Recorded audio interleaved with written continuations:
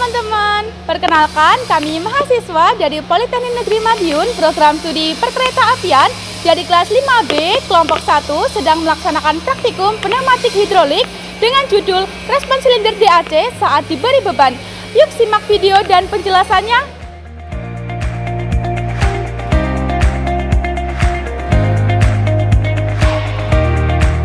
Pada praktikum ini kita akan melakukan beberapa tugas. Yang pertama yaitu merangkai rangkaian 3/4 DAC dengan beban. Yang kedua yaitu mencari tekanan awal dan tekanan bersih ketika beban diangkat. Yang ketiga yaitu waktu yang dibutuhkan silinder ketika beban naik. Dan yang terakhir yaitu ada berapa besaran gaya yang dihasilkan ketika silinder naik pada tekanan awal yaitu 50 bar.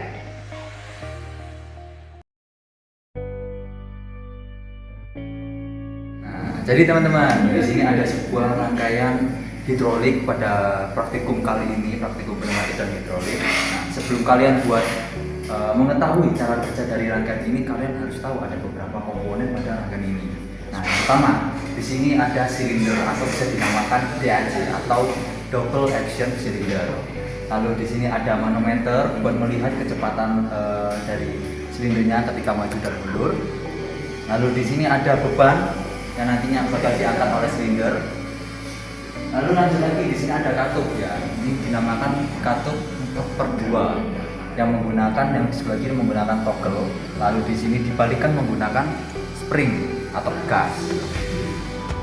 Lalu di sini ada yang dinamakan pressure gauge atau manometer, ini buat melihat kecepatan arusnya.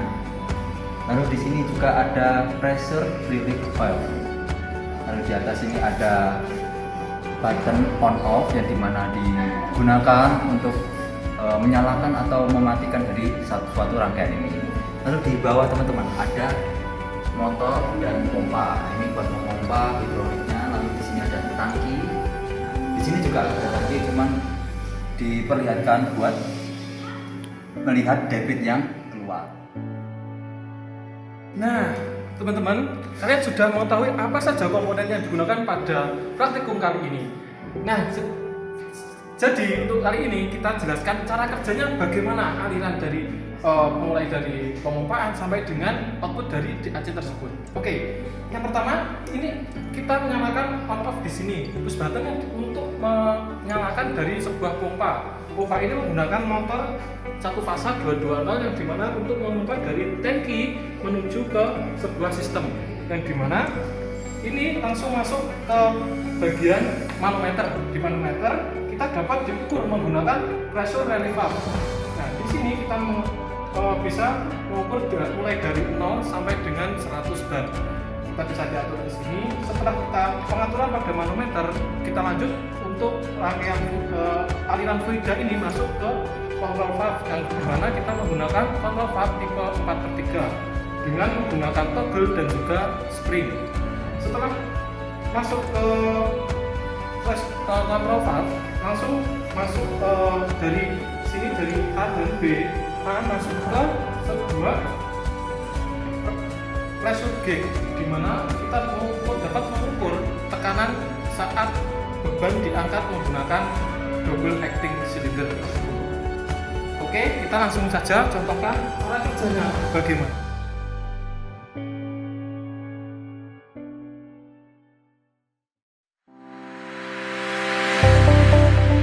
Oke, jadi cara kerjanya adalah ketika kita menyalakan ini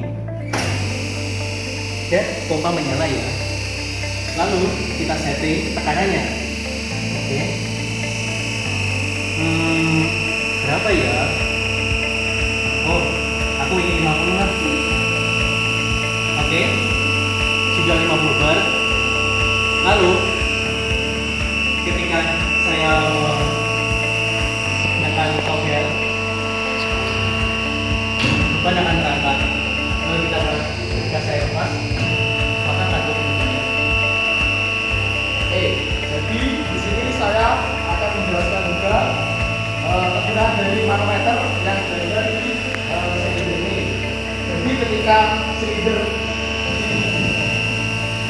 kupas dinaikkan dengan silinder mengangkat beban di tegangan 50 bar, maka tegangan bersih yang dihasilkan sekitar 45 bar.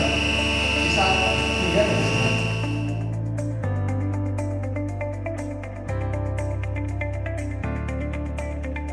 Oke, kita lanjutkan ya. Saya lihat dari data perbandingan grafik antara tekanan dan tekanan masuk seperti ini ya teman-teman.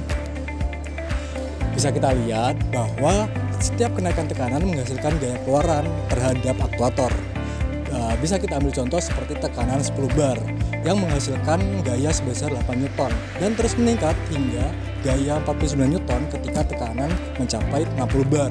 Hal ini sesuai dengan prinsip dasar hidrolik, yakni gaya berbanding lurus dengan tekanan, karena gaya diperoleh dari perkalian tekanan dan luas penampak.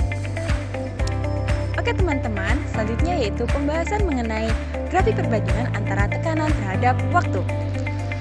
Nah, dari grafik berikut ini diperoleh data mulai dari tekanan 10 bar, waktu yang diperlukan untuk aktuator kembali ke posisi semula yaitu sebesar 5,65 second. Terus menurun hingga pada tekanan 60 bar, waktu yang diperlukan untuk aktuator kembali ke posisi semula yaitu sebesar 0,9 second. Hal ini menunjukkan bahwa semakin besar tekanan akan berbanding terbalik terhadap waktu.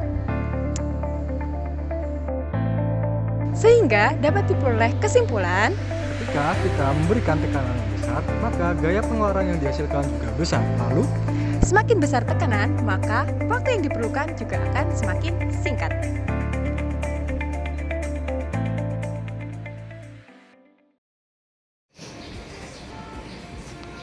Nah, gimana nih penjelasan dari kelompok kami mengenai praktikum kali ini? Gimana, paham nggak? Paham dong, jadi jangan lupa like, comment, share, and subscribe channel kita. See you in the next video. Bye-bye! Bye.